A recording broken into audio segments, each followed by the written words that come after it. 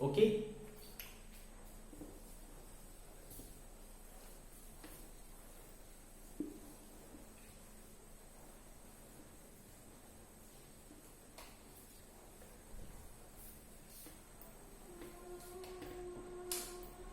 Next we will take topic motion of charge particle in external magnetic field।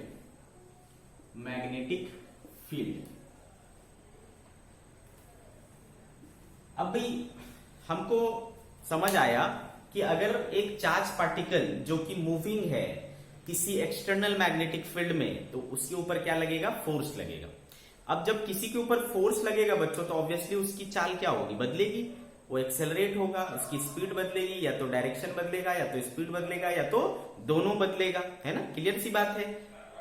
Force लगेगा तो यही हो सकता है ना भाई, एक्सेलरेशन होगा। एक्सेलरेशन क्या कर सकता है, या तो स्पीड चेंज कर सकता है, या तो डायरेक्शन चेंज कर सकता है, यही दोनों कर सकता है। तो देखते हैं कि क्या होता है अगर एक चार्ज पार्टिकल किसी एक्सटर्नल मैग्नेटिक फील्ड में मूव करता है। ठीक है बच्चों, तो इस टॉपिक को जो हम पढ़ेंगे बच्चों, वो दो केसेस के अंदर पढ़ेंगे, दो डिफरेंट केस लेकर के पढ़ेंगे। तो केस 1 जो होगा हमारा, केस 1, ठीक है, इसमें हम लोग पढ़ेंगे कि अगर एक चार्ज पार्टिकल किसी मैग्नेटिक फील्ड में परपेंडिकुलर है, ठीक है, चार्ज पार्टिकल मूव कर रहा है फील्ड के परपेंडिकुलर, ये हमारा पहला केस है। Case 1, if charge particle is moving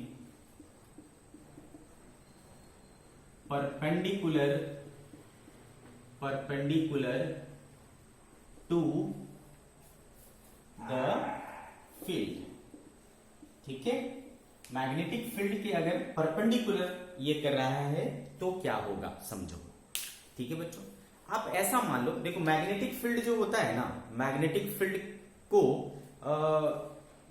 इस तरीके से, दो तरह से हम फील्ड को बोलते हैं। ये एक पॉपुलर फील्ड है, क्रॉस फील्ड और डॉट फील्ड। क्रॉस फील्ड और डॉट फील्ड, ये साइन कन्वेंशन है, आप समझ लो, इसको आपको याद रखना चाहिए। ठीक है, क्रॉस फील्ड क्या होता है और डॉट फील्ड। अगर इस तरीके का सिंबल बना हुआ है बच्चों, तो आप समझ जाओ ये कैसा फील्ड है, क्रॉस फील्ड है। और अगर इस टाइप का फील्ड बना हुआ है तो इसको कहते हैं बच्चों डॉट फील्ड। ठीक है बच्चों, dot field, cross field, dot field, है ना। ये यूनिफॉर्म मैग्नेटिक फील्ड के डायरेक्शन को शो करने का तरीका होता है। यूनिफॉर्म मैग्नेटिक फील्ड के डायरेक्शन को शो करने का तरीका होता है, क्रॉस फील्ड और dot field. Okay, cross field and dot field. चलो स्टार्ट करते हैं। क्रॉस फील्ड का मतलब क्या होता है, into the paper, into the board, अंदर। ठीक है, ये फील्ड क्या है, इस बोर्ड के परपेंडिकुलर है और अंदर है, इनवर्ड है। ठीक है, into the paper, into the paper, ठीक है, या इनटू द प्लेन, आप ऐसा बोल सकते हो, इनटू द प्लेन। और डॉट फील्ड का मतलब क्या होता है, आउटवर्ड, यानी आउट ऑफ द प्लेन। ठीक है, डॉट फील्ड का मतलब आउट ऑफ द प्लेन, ये आपको याद रखना है। इनटू, इनटू का मतलब है ना, इनटू है ना, क्रॉस को कई बार हम लोग इनटू भी बोलते हैं, 5 × 6 है ना, तो इनटू, इनटू, और देखो क्रॉस का साइन है, और इनटू मतलब क्या होता है, अंदर, के अंदर। ठीक है, तो इस तरीके से आप इसको याद रख सकते हो। ठीक है, तो क्रॉस फील्ड और डॉट फील्ड, ये जो है बच्चों यूनिफॉर्म मैग्नेटिक फील्ड को शो करने का तरीका होता है। यूनिफॉर्म मैग्नेटिक फील्ड को शो करने का तरीका होता है ये। ओके, तो अगर मान लो कि इस बोर्ड पर एक यूनिफॉर्म मैग्नेटिक फील्ड है इनटू द पेपर, है ना, यूनिफॉर्म मैग्नेटिक फील्ड है इनटू द पेपर, मतलब इनटू द बोर्ड। अभी के केस में हम बोर्ड यूज कर रहे हैं, तो इनटू द बोर्ड हुआ बच्चों। फील्ड का डायरेक्शन किधर है, अंदर है। कैसा नेचर है, यूनिफॉर्म नेचर है, पूरे बोर्ड में है। फील्ड क्या है भाई, पूरे बोर्ड में है। ओके, अब यहां पर कोई एक चार्ज पार्टिकल है, सपोज +q, ठीक है, और वो इस तरफ मूव कर रहा है with velocity v, plus Q charge with velocity v। आई के बाद समझ में आपको, प्लस क्यू चार्ज है विथ वेलोसिटी v। अब देखो, जब ये अब फील्ड का डायरेक्शन किधर है बच्चों, अंदर, फील्ड के डायरेक्शन अंदर है, v का डायरेक्शन इधर है, तो सोचो फोर्स का डायरेक्शन क्या होगा और कितना होगा। तो सबसे पहली बात तो थीटा कितना हुआ, किसके बीच में, वेलोसिटी और फील्ड के बीच में भाई। तो देखो मैग्नेटिक फील्ड का डायरेक्शन किधर है, अंदर, ठीक है, और ये मोशन का डायरेक्शन, स्पीड का, वेलोसिटी का डायरेक्शन किधर है, इधर, ठीक है बच्चों। तो देखो एंगल कितना आ गया इनके बीच में, 90 डिग्री, ठीक है। तो थीटा क्या हो गया भाई, 90 डिग्री हो गया। Okay, theta equals to 90 degree हो गया। क्लियर है ना बात आपको, ठीक है। आगे देखो बच्चों, तो इस कंडीशन में जो इसके ऊपर फोर्स लगेगा उसका मैग्नीट्यूड क्या होगा, क्यू भी बी, क्योंकि साइन 90 क्या हो गया 1, तो इस पर फोर्स लग रहा है, sorry, F equals to Q into V into B, इतना फोर्स लग रहा है। अच्छे से समझ में आया आपको। अब मुझे ये बताओ कि इस पर डायरेक्शन किधर होगा, ठीक है, इस फोर्स का डायरेक्शन किधर होगा। तो बच्चों मैंने क्या बोला था, V क्रॉस B का डायरेक्शन निकालो। तो V क्रॉस B, तो V किधर है बच्चों, इधर है ना, और B किधर है, अंदर। तो V से B की तरफ, ध्यान से समझे, ये B का डायरेक्शन है और ये V का डायरेक्शन है, ठीक है। ये V का डायरेक्शन है, V यानी वेलोसिटी, ये डायरेक्शन है, और मैग्नेटिक फील्ड ये डायरेक्शन है। तो हमको क्या करना है, V cross B, velocity cross magnetic field. तो वेलोसिटी से चल करके, है ना, वेलोसिटी से चल करके मैग्नेटिक फील्ड की ओर घूमना है। तो देखो थंब का डायरेक्शन किधर आ रहा है, अपवर्ड आ रहा है।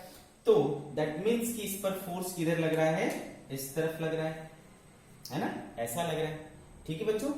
फील्ड अंदर है, वेलोसिटी का डायरेक्शन इधर है, फोर्स इधर लग गया। तो ये वाला फोर्स देखो क्या आया, वेलोसिटी के परपेंडिकुलर, वेलोसिटी के परपेंडिकुलर आया। तो सोचो बच्चों क्या होता है, परपेंडिकुलर फोर्स क्या कर सकता है, डायरेक्शन चेंज कर सकता है। परपेंडिकुलर फोर्स क्या कर सकता है, डायरेक्शन चेंज कर सकता है, मैग्नीट्यूड चेंज नहीं कर सकता वेलोसिटी का। आई बात समझ में। तो ये क्या करेगा, इसको मोड़ देगा, है ना। ये जो चार्ज पार्टिकल है ये इस तरीके से मुड़ जाएगा। जब ये मुड़ जाएगा बच्चों, और मैं क्या बोला, हमेशा फोर्स क्या रहेगा, परपेंडिकुलर। आप देखो यहां पर आने के बाद, है ना, वेलोसिटी का डायरेक्शन इधर हो जाएगा बच्चों, फील्ड अभी भी क्या है, अंदर है। फिर से आप लगाओ, है ना, V क्रॉस B, V और B किधर है, अंदर की तरफ, तो V से B। तो अब देखो फोर्स का डायरेक्शन किधर आ रहा है बच्चों, इधर आ रहा है अभी भी, है ना, इस तरह से। फिर ये घूम जाएगा, फोर्स का डायरेक्शन आप फिर से निकालोगे, अंदर आएगा। तो ये देखोगे आप, है ना, कि हर समय एक परपेंडिकुलर फोर्स लग रहा है जो इसको लगातार घुमा रहा है, और घुमा करके इसका पाथ कैसा कर दे रहा है, सर्कुलर पाथ कर देता है। क्या कर देता है बच्चों, सर्कुलर पाथ कर देता है। तो क्या समझ में आया आपको, आपको ये समझ में आया कि अगर एक charge particle uniform magnetic field में फील्ड के परपेंडिकुलर मूव कर रहा है तो वो सर्कुलर मोशन करेगा, मोशन इन सर्कुलर पाथ करेगा, सर्कुलर मोशन करेगा। ये बात आपको अच्छे से याद रखना है। क्या बोला मैंने बच्चों, कि अगर यूनिफॉर्म मैग्नेटिक फील्ड में एक चार्ज पार्टिकल फील्ड के परपेंडिकुलर मूव कर रहा है तो पार्टिकल सर्कुलर पाथ डिस्क्राइब करेगा, सर्कुलर मोशन डिस्क्राइब करेगा, यूनिफॉर्म सर्कुलर मोशन। किस टाइप का, यूनिफॉर्म सर्कुलर मोशन डिस्क्राइब करेगा। क्लियर। तो भाई यूनिफॉर्म सर्कुलर मोशन डिस्क्राइब करेगा, ये समझ में आ गया, ठीक है।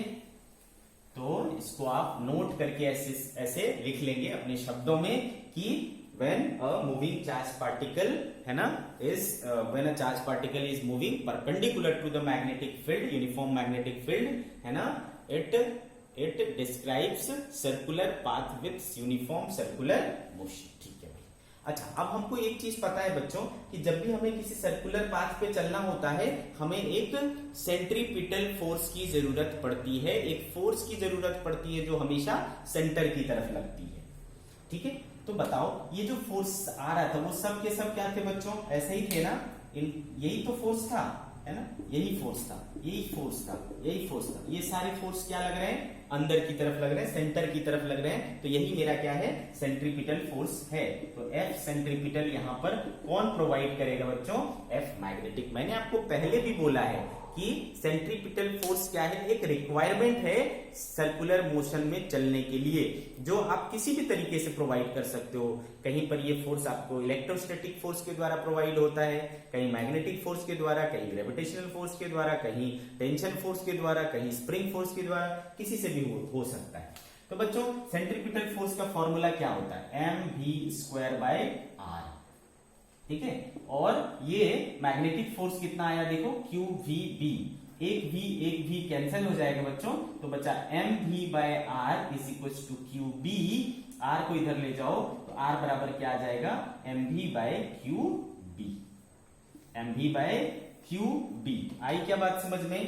तो एक चीज हमें समझ में आ गया कि अगर एक मूविंग चार्ज पार्टिकल है, वो एक यूनिफॉर्म मैग्नेटिक फील्ड में अगर एंटर कर गया, तो उसका जो पाथ हो जाएगा वो कैसा हो जाएगा, सर्कुलर हो जाएगा। उसका जो मोशन हो जाएगा वो यूनिफॉर्म सर्कुलर मोशन हो जाएगा, ठीक है बच्चों। और अगर वो सर्कुलर पाथ लेता है तो उस सर्कुलर पाथ का रेडियस कितना होगा, तो इतना होगा, r बराबर mv/QB। This is the radius of circular path, ठीक है बच्चों। तो इसको आप लिख लेंगे ऐसा, radius of circular path, radius of circular path, ठीक है। तो इस कंडीशन में जो वो सर्कल बनाएगा उसका रेडियस कितना होगा, mv/QB।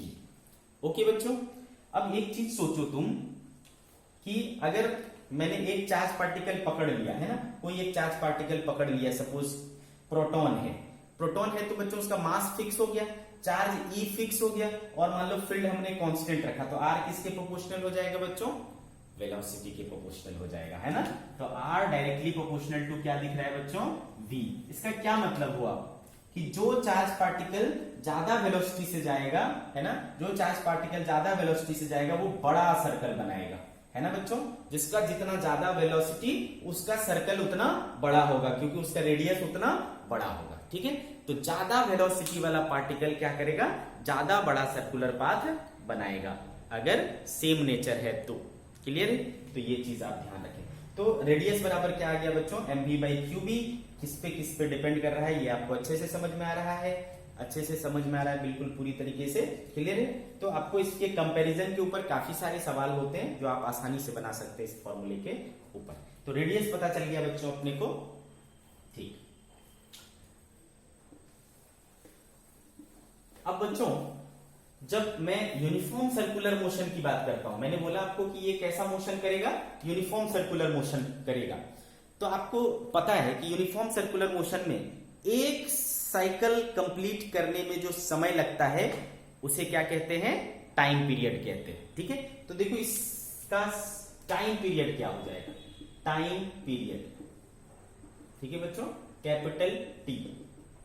टाइम पीरियड क्या हो जाएगा, तो भाई टाइम पीरियड अपने को पता है क्या होता है, 2πr, यानी है ना एक सर्कल का डिस्टेंस अपॉन स्पीड क्या रहता है, यूनिफॉर्म रहता है, कांस्टेंट रहता है, तो 2πr/v हो जाएगा।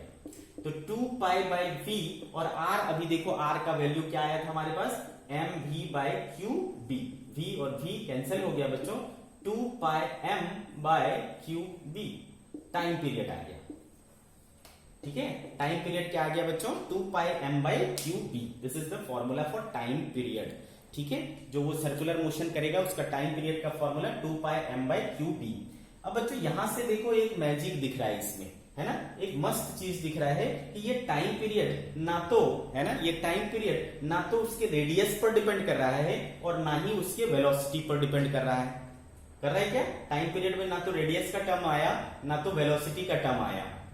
क्लियर है। तो दैट मीन्स कि अगर मैं एक फिक्स चार्ज ले लूं, अगर मैं प्रोटॉन ले लूं, तो उसको चाहे कितनी वेलोसिटी से फेंकूं, है ना, उसको चाहे कितनी भी वेलोसिटी से चलाऊं, है ना, यहां से चल करके वापस यहां आने में उसको क्या लगेगा, सेम ही समय लगेगा। मतलब यहां से कहने का मतलब है अगर मान लो दो प्रोटॉन ले लूं तो दोनों का मास क्या हो गया, सेम हो गया, और दोनों का चार्ज भी क्या हो गया, सेम हो गया, और फील्ड जो है वो भी क्या है, सेम है दोनों के लिए। ठीक है। तो बच्चों दोनों को टाइम क्या लगेगा, सेम लगेगा, 2 pi M by Q B, 2 pi M by Q B. लेकिन अगर वेलोसिटी दोनों का डिफरेंट है, एक को मैंने 10 मीटर पर सेकेंड से चलाया, एक को मैंने 20 मीटर पर सेकेंड से चलाया, तो भी क्या दोनों एक साथ आएंगे? Yes obviously. क्यों? क्योंकि वेलोसिटी पर डिपेंड ही नहीं करता टाइम पीरियड। ठीक है, तो ये दोनों एक साथ यहां पर फिर से वापस पहुंचेंगे। ठीक है, क्योंकि दोनों का टाइम पीरियड क्या होगा, सेम होगा, क्योंकि दोनों का चार्ज क्या है, सेम है, दोनों का मैग्नेटिक फील्ड क्या है, सेम है, दोनों का मास क्या है, सेम है। ठीक है बच्चों, तो दोनों एक साथ यहां आएगा, तो फर्क क्या पड़ेगा? तो बस फर्क ये पड़ेगा कि जिसका स्पीड कम है वो छोटा सर्कल बनाएगा, और जो जिसका स्पीड ज्यादा है उसका बड़ा सर्कल बनेगा, और जिसका स्पीड ज्यादा होगा वो सबसे बड़ा सर्कल बनाएगा, बट आएगा सब एक साथ उस जगह पर। क्लियर है बच्चों? ठीक है, तो ये चीज आप ध्यान रखें कि टाइम पीरियड जो है वो independent of velocity and radius होता है। ठीक है बच्चों?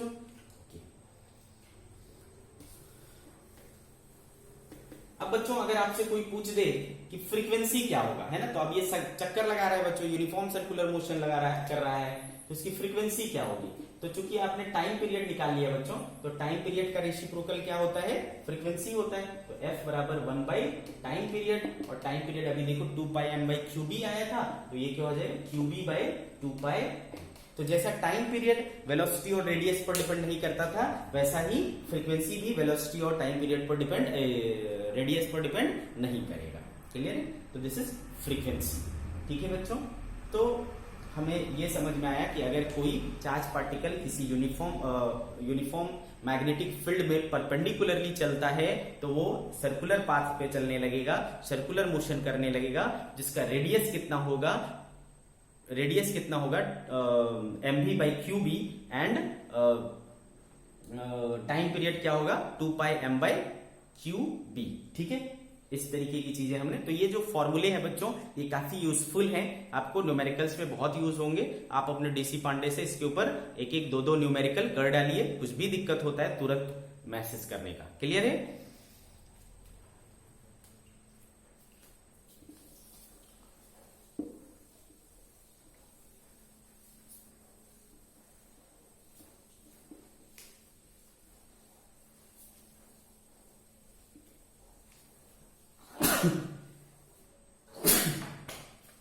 हमने जो अभी केस लिया था बच्चों, उसमें क्या था, इस पूरे बोर्ड के ऊपर क्या था, फील्ड था, और उसी के अंदर हमने चार्ज पार्टिकल को चलाया। मतलब चार्ज पार्टिकल जो है ऑलरेडी क्या था, फील्ड के अंदर था। डिफरेंस समझना, चार्ज पार्टिकल क्या था, ऑलरेडी फील्ड के अंदर था, वो बाहर से फील्ड के अंदर नहीं आया है, वो पहले से फील्ड के अंदर है। लेकिन मैं अगर एक डिफरेंट केस लेता हूं, case 2, if charge particle enters the uniform magnetic field perpendicularly from outside, क्या आपको इसके पहले केस में और इस केस में डिफरेंस समझ में आ रहा है? उस केस में फील्ड के अंदर, मतलब पहले से चार्ज पार्टिकल फील्ड के अंदर था, और यहां क्या हो रहा है कि एक सर्टेन एरिया में फील्ड है और उसके उस तरफ नहीं है, और उधर से एक चार्ज पार्टिकल एंटर कर रहा है, आउटसाइड से एक चार्ज पार्टिकल एंटर कर रहा है। तो क्या डिफरेंस आएगा ये अपने को समझना है। क्लियर है बच्चों? तो क्या डिफरेंस आएगा ये चीज अपने को समझना है। समझो कि ये एक बाउंड्री है और इसके इस तरफ फील्ड है और इस तरफ फील्ड नहीं है। ध्यान से समझिए, इसके इस तरफ फील्ड है और इस तरफ नहीं है। इस तरफ कौन सा फील्ड है भाई? तो चलो क्रॉस फील्ड है सर। क्या है? क्रॉस फील्ड है।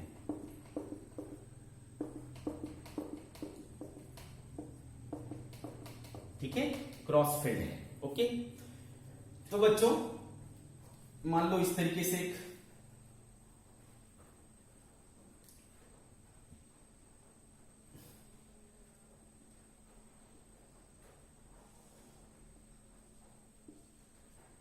इस तरीके से क्यू चार्ज जो है एंटर किया, क्यू चार्ज एंटर किया।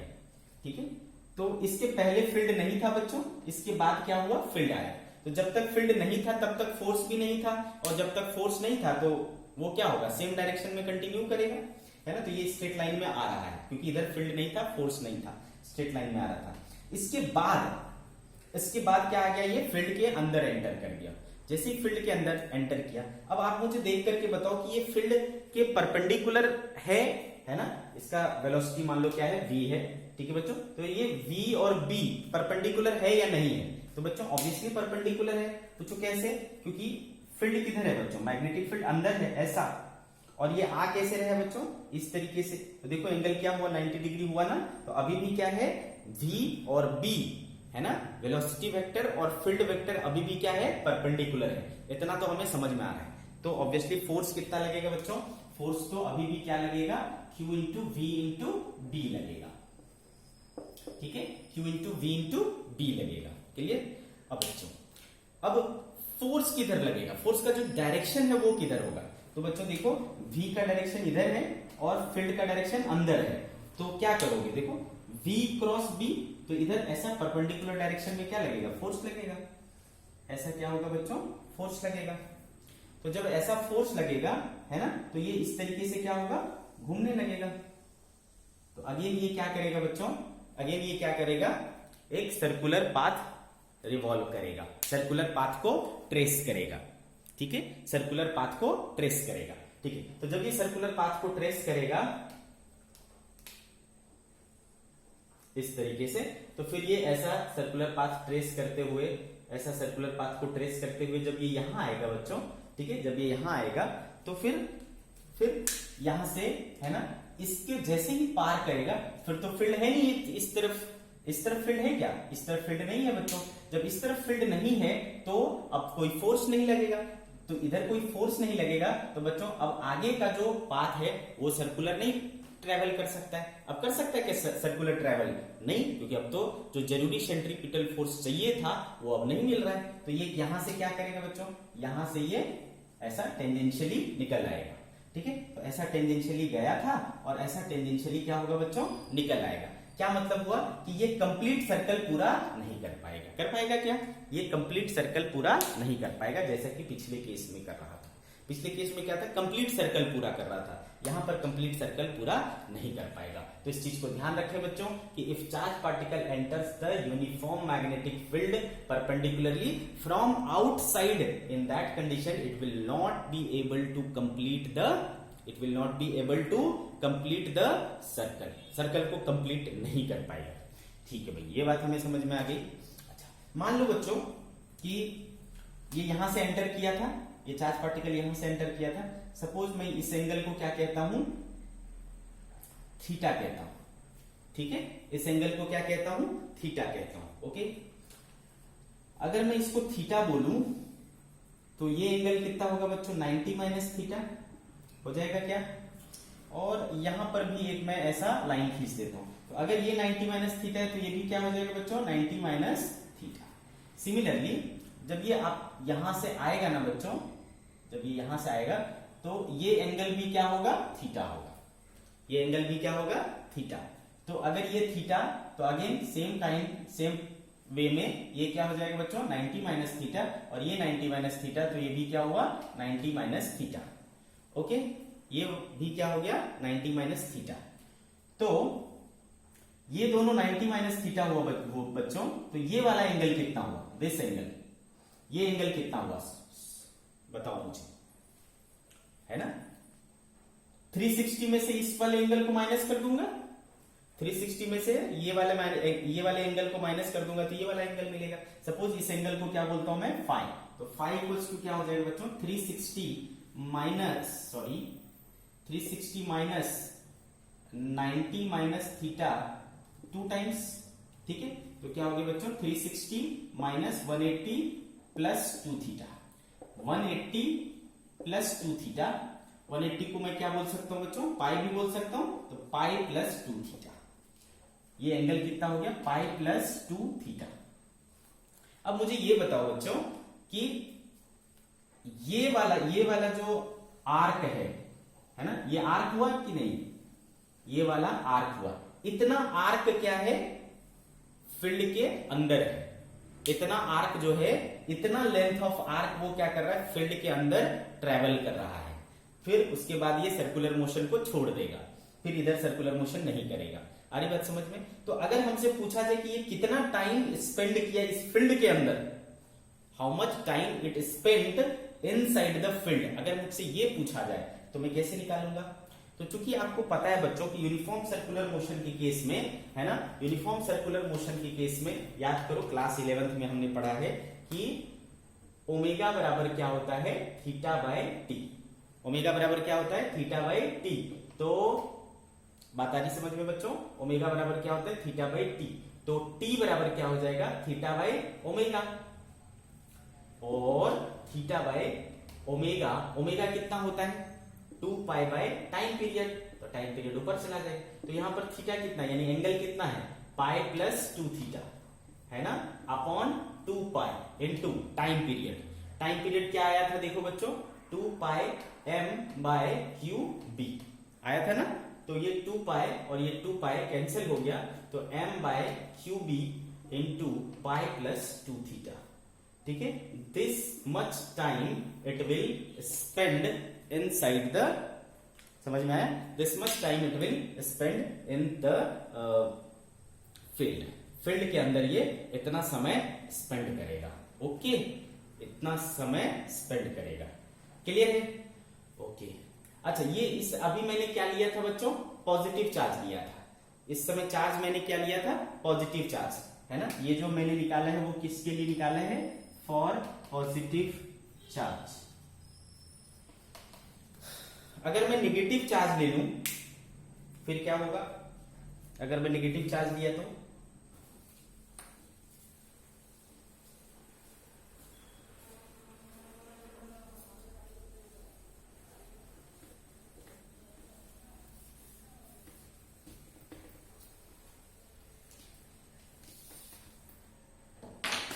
ठीक है, देखिए फॉर नेगेटिव चार्ज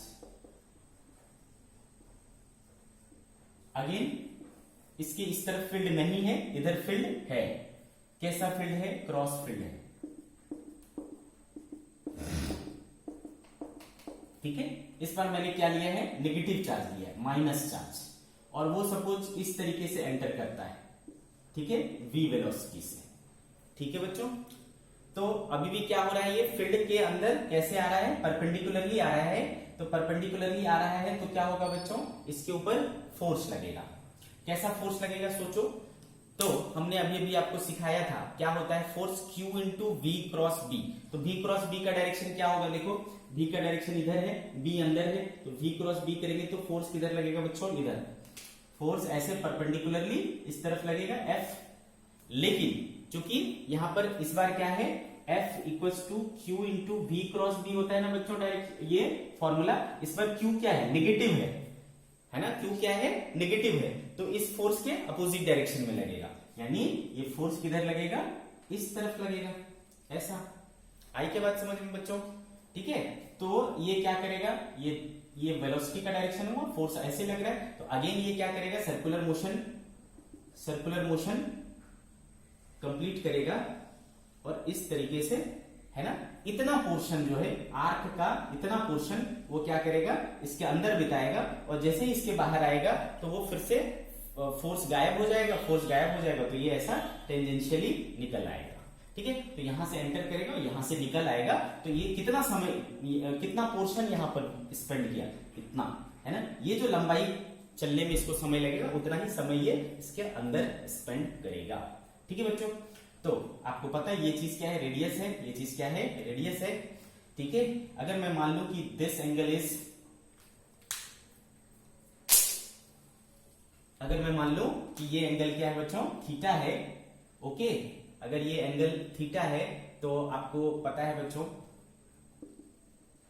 है ना, ये वाला एंगल क्या आ जाएगा, आप करके देखो, ये वाला है ना, जैसा पिछली बार किए थे, ये 90 माइनस थीटा हो जाएगा। सिमिलरली ये यहां से बाहर आएगा तो भी थीटा एंगल के साथ आएगा, तो ये एंगल क्या हो जाएगा, 90 माइनस थीटा, ठीक है बच्चों। तो कितना एंगल देखो, है ना, कितना पोर्शन यहां पर है, तो इसका लेंथ आपको पता चल जाएगा, यही लेंथ है ना, r times this much angle, 90 minus theta plus 90 minus theta, 180 minus 2 theta हो जाएगा, यानी पाई माइनस 2 थीटा, पाई माइनस 2 थीटा। इस बार जो आपका एंगल आया टोटल वो आया पाई माइनस 2 थीटा। इतना एंगल ये चला किसके अंदर, फील्ड के अंदर, ठीक है। और फील्ड के अंदर आपने को पता है कि वो क्या करता है, यूनिफॉर्म सर्कुलर मोशन करता है।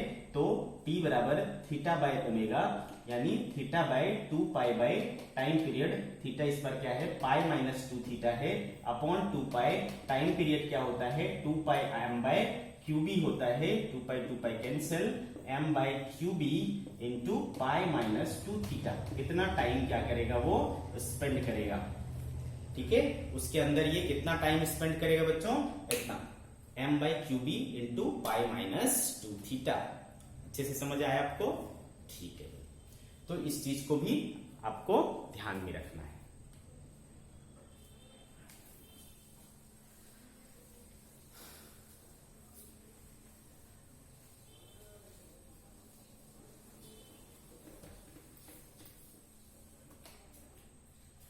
अब देखो बच्चों, अगर हमारा फील्ड एक लिमिटेड रीजन में हो, ठीक है, अगर हमारा फील्ड एक लिमिटेड रीजन में हो, सपोज यहां से यहां तक, इतने में ही हमारा फील्ड है, ओके,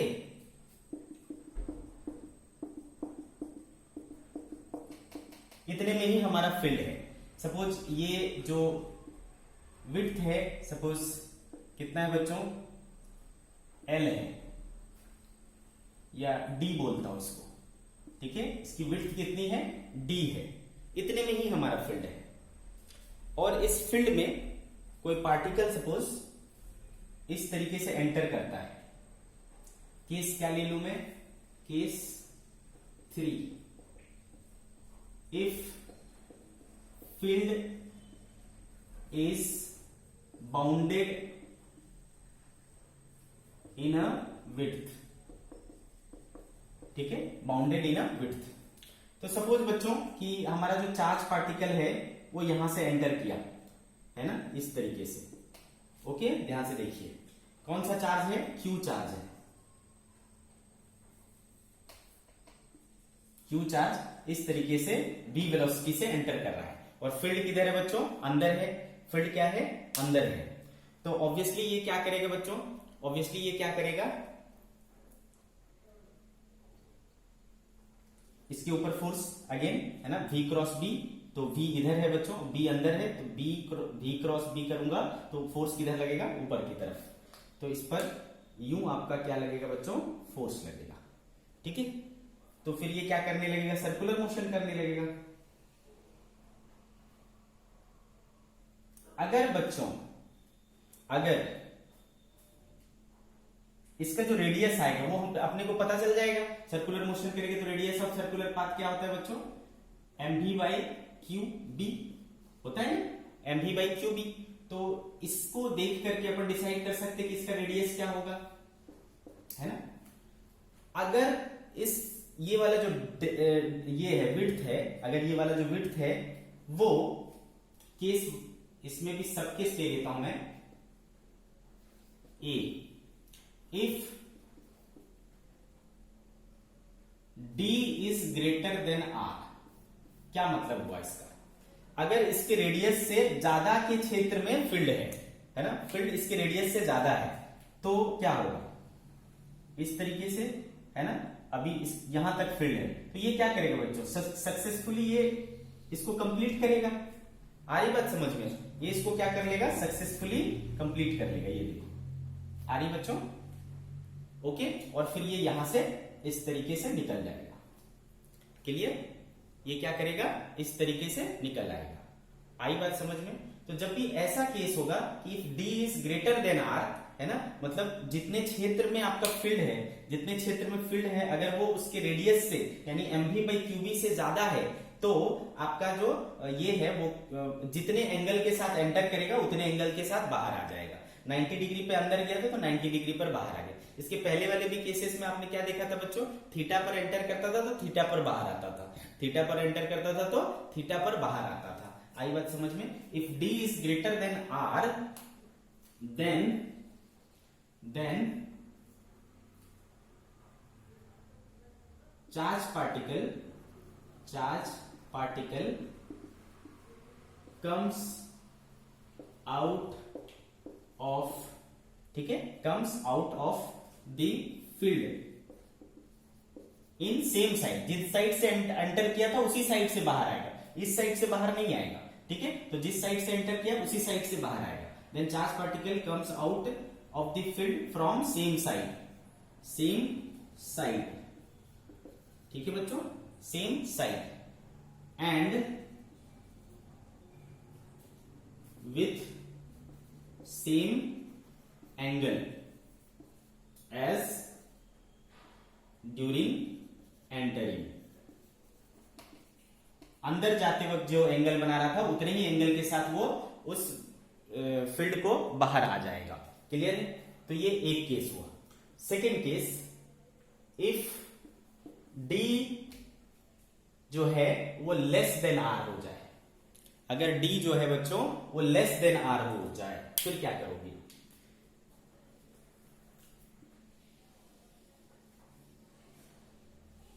ठीक है बच्चों, अगर d लेस देन r हो जाएगा तो फिर देखो आपको कैसा होगा। मान लो कि इसका रेडियस कहां है, यहां पे है, ऐसा, ठीक है। तो ये कैसा जाना चाहेगा बच्चों? इस तरीके से सर्कल कंप्लीट करना चाहेगा, लेकिन चूंकि इसके बाद फील्ड ही नहीं है, ठीक है बच्चों, इसके बाद फील्ड ही नहीं है तो फोर्स भी नहीं लगेगा, तो ये यहां से ऐसा निकल आएगा, है ना, ये यहां से ऐसा निकल आएगा, यहां से ये ऐसा एंटर किया था और ये यहां से ऐसा निकल आएगा, ठीक है बच्चों। तो मान लो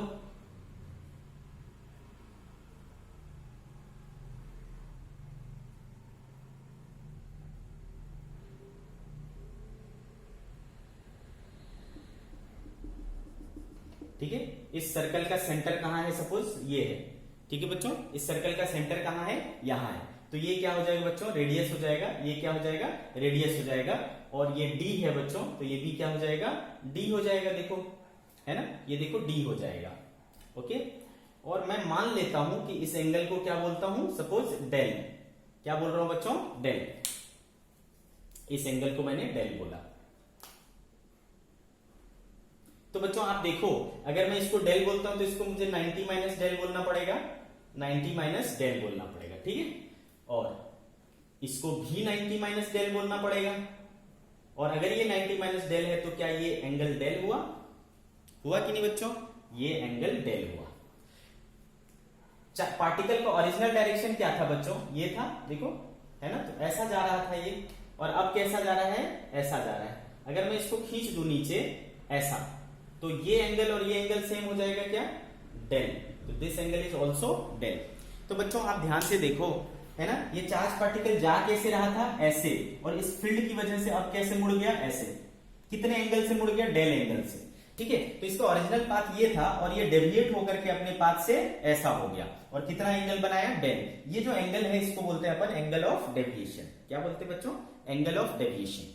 तो यहां पर एंगल ऑफ डेविएशन डेल कितना हो जाएगा, ठीक है, तो एंगल ऑफ डेविएशन डेल आप इसमें निकाल सकते हो।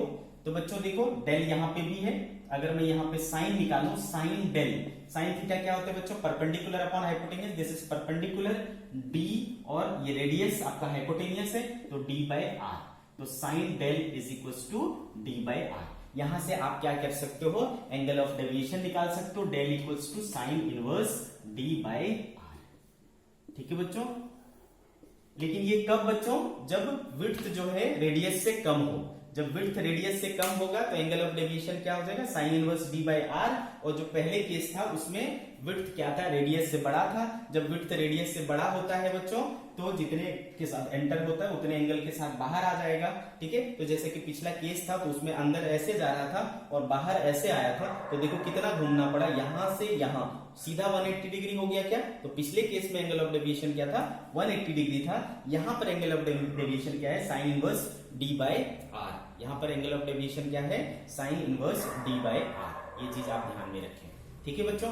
तो अब अगर इसमें कुछ भी केस देता है तो आप इसको निकाल सकते हो। जैसे कि आपको बोल दे बच्चों कि बताओ एंगल ऑफ डेविएशन क्या होगा अगर d की वैल्यू क्या हो, mv not by Q B, mv by Q B हो, ऐसा केस दे देता है, मतलब क्वेश्चन दे देता है कि if D is M we by Q B, find del. तो रख दो इसमें बच्चों साइन इनवर्स डी कितना है M we by Q B, और रेडियस कितना होता है बच्चों, वो भी होता है M we by Q B. तो ये कट जाएगा बच्चों, साइन इनवर्स 1 मतलब कितना हो गया 90 डिग्री। तो इस समय डेल कितना होगा 90 डिग्री होगा। अगर आपको बोलता है कि ये कितना है M we by two q B है, तो यहाँ पर क्या रखेंगे अपन m we by two q B रखेंगे, तो 1/2 आ जाएगा। 1/2 आएगा तो साइन इनवर्स 1/2 क्या होता है 30 डिग्री, तो डेल कितना हो जाएगा 30 डिग्री, है ना। तो इस तरीके से आप angle of deviation find out कर सकते हो अलग अलग केसेस में, ठीक है बच्चों, अलग अलग केसेस में। तो हमने कितने केसेस पढ़ लिए बच्चों, 3 केसेस पढ़ लिए, ठीक है बच्चों। फोर्थ केस,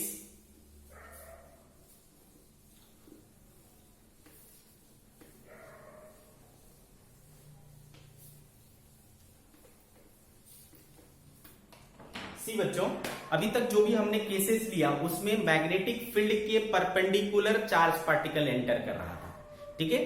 पार्टिकल हमेशा मैग्नेटिक फील्ड के क्या था परपेंडिकुलर था, लेकिन अगर ऐसा ना हो मैग्नेटिक फील्ड के परपेंडिकुलर चार्ज पार्टिकल मूव ना कर रहा हो बल्कि कुछ एक्यूट एंगल बना रहा हो, सम एंगल बना रहा हो जो कि लेस देन 90 डिग्री हो, ठीक है। If theta is less than 90 degree. Case 4, if angle between velocity and magnetic field is less than 90 degree, that is theta less than 90 degree, तब क्या होगा, ध्यान दे बच्चों। तो मान लो बच्चों कि इधर मैग्नेटिक फील्ड है, मैग्नेटिक फील्ड का डायरेक्शन ये है और इधर है बच्चों v का डायरेक्शन, एंगल है सपोज थीटा, ठीक है। तो आपको क्या करना है, इसका कंपोनेंट तोड़ना है, इधर आ जाएगा v cos थीटा और इधर आ जाएगा क्या v sin थीटा। तो आपको पता है बच्चों कि अगर वेलोसिटी और v वेक्टर पैरेलल हो जाए तो उसमें कोई फोर्स नहीं लगता, तो इस कंपोनेंट की वजह से कोई फोर्स नहीं लगेगा। फोर्स किसके वजह से लगेगा, परपेंडिकुलर कंपोनेंट की वजह से। तो इसके वजह से क्या होता है फोर्स लगता है। आई के बाद समझ में बच्चों, इसके वजह से फोर्स लगता है v sin थीटा, यानी v का जो परपेंडिकुलर कंपोनेंट है, v का जो परपेंडिकुलर कंपोनेंट है उसके वजह से क्या होगा आपका ये घूमेगा, है ना, एक परपेंडिकुलर फोर्स लगेगा। आगे बात समझ में, इस कंपोनेंट की वजह से। तो ये क्या करता है, ये वाला कंपोनेंट इसको घुमाता है, क्या कराएगा सर्कुलर मोशन कराएगा। आ रही बात समझ में, क्या कराएगा सर्कुलर मोशन। अच्छे से ध्यान से समझना। तो हमको पता है कि रेडियस कितना होता है, रेडियस बराबर M we by Q B, याद है क्या होता है M we by Q B. लेकिन कौन सा v का कौन सा कंपोनेंट इसको घुमाएगा, तो परपेंडिकुलर कंपोनेंट, तो एम वी का परपेंडिकुलर। तो इस कंडीशन में जो रेडियस होगा बच्चों सर्कुलर मोशन का वो क्या होगा M v perpendicular by Q B, यानी m v sine theta by Q B, है ना, इतना होगा रेडियस ऑफ सर्कुलर पाथ इस कंडीशन में। अच्छा, दूसरी चीज टाइम पीरियड की बात करते हैं। तो टाइम पीरियड क्या हो जाएगा बच्चों, time period equal to 2 pi R by V. V कौन सा लेंगे बच्चों, है ना, कौन सा कंपोनेंट घुमा रहा है उसको, परपेंडिकुलर वाला, तो v का परपेंडिकुलर कंपोनेंट। तो देखो 2 पाई और r देखो कितना है m v का परपेंडिकुलर बाय क्यू बी, और इधर आया v का परपेंडिकुलर, ये और ये कैंसिल हो गया। तो देखो अभी भी टाइम पीरियड क्या रह रहा है 2 pi m by Q B ही रह रहा है। पहले भी time period 2 pi m by Q B था, अभी भी time period 2 pi m by Q B था। क्यों, क्योंकि वो तो वेलोसिटी पर डिपेंड ही नहीं करता, है ना। क्यों, क्योंकि टाइम पीरियड तो वेलोसिटी पर डिपेंड करता ही नहीं है, तो टाइम पीरियड अभी भी क्या है सेम है। ओके बच्चों, आप ध्यान से समझना चीजों को। तो ये जो परपेंडिकुलर कंपोनेंट था वो इसको क्या कर रहा था, घुमा रहा था। लेकिन ये वाला जो कंपोनेंट है ये भी तो कुछ करेगा, है ना। ये क्या करेगा, ये वाला कंपोनेंट आगे बढ़ा रहा है इस तरफ बी के डायरेक्शन में, तो बी के डायरेक्शन में ये आगे बढ़ेगा। तो ये ऐसे ऐसे घूमते भी जाएगा और आगे भी बढ़ते जाएगा। क्लियर है? इस तरीके से दैट मीन्स कि ये अगर बी का डायरेक्शन है तो क्या हो रहा है, ये ऐसा घूम भी रहा है और आगे भी बढ़ रहा है। ठीक है बच्चों, ये जो पाथ है इसको बोलते हैं हेलिकल पाथ। क्या बोलते हैं? Helical path. तो इस चीज को आपको क्लियरली माइंड में बिठाना है कि जब परपेंडिकुलर एंटर करता है तो सर्कुलर पाथ बनाता है, और कुछ एंगल पर एंटर करता है, लेस देन 90 डिग्री एंगल पर एंटर करता है तो हेलिकल पाथ बनाता है। क्या बनाता है बच्चों? हेलिकल पाथ बनाता है। समझ गए? तो उस हेलिकल पाथ का रेडियस कितना होगा? तो इतना होगा। Path of radius of the helical path ये हो गया, रेडियस ऑफ हेलिकल पाथ इतना हो गया। ठीक है बच्चों, this is radius, this is radius. ये आपको पता चल गया कितना? इतना, M B sine theta by Q B. Time period कितना होगा sir? 2 pi M by Q B. 2 pi M B time period मतलब एक चक्कर पूरा करना। ठीक है। अच्छा बच्चों, वो जो टाइम है इतना 2 pi M by Q B, वो इस दौरान में ये वाला भी वेलोसिटी तो अपना कुछ काम करेगा। ये क्या करेगा? इसको इधर आगे बढ़ाएगा। तो एक चक्कर लगाते लगाते, है ना बच्चों, एक चक्कर लगाते लगाते ये मैग्नेटिक फील्ड के डायरेक्शन में कुछ आगे बढ़ जाता है बच्चों। ठीक है, मैग्नेटिक फील्ड के डायरेक्शन में कुछ ये आगे बढ़ जाता है। सपोज मैं एक्स कह सकता हूं इसको, तो इसको कहा जाता है बच्चों पिच। क्या कहा जाता है? पिच। ध्यान से सुने,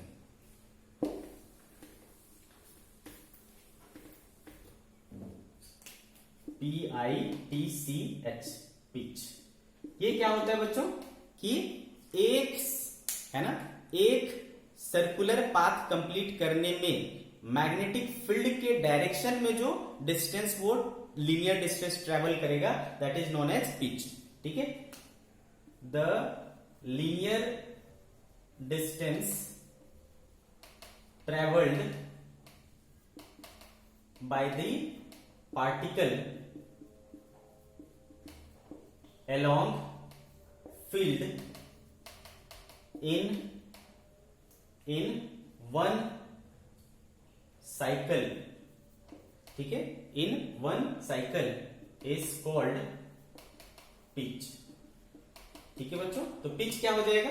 स्पीड इंटू टाइम। तो स्पीड इस तरफ कितना है बच्चों? v cos थीटा, या v cos थीटा को अपन v का पैरेलल कंपोनेंट भी बोल सकते हैं। v का पैरेलल कंपोनेंट किसके अलोंग? v के अलोंग। तो v पैरेलल इंटू टाइम। तो v पैरेलल कितना है भाई? v cos theta. और टाइम पीरियड क्या होता है? Sorry, 2 pi m by Q B. ठीक है बच्चों, तो पिच का फॉर्मूला क्या आ गया हमारे पास? पिच का फॉर्मूला आ गया x बराबर 2 pi m v cos theta by Q B.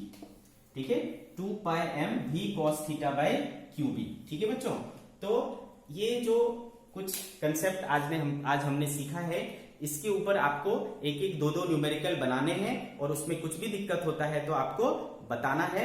हम लोग लाइव सेशन लेने वाले हैं डाउट का, उसमें आपको इसको क्लियर कर दिया जाएगा। ओके बच्चों, ठीक है, तो तब तक के लिए हम यहीं इसको फिनिश करते हैं। Bye bye.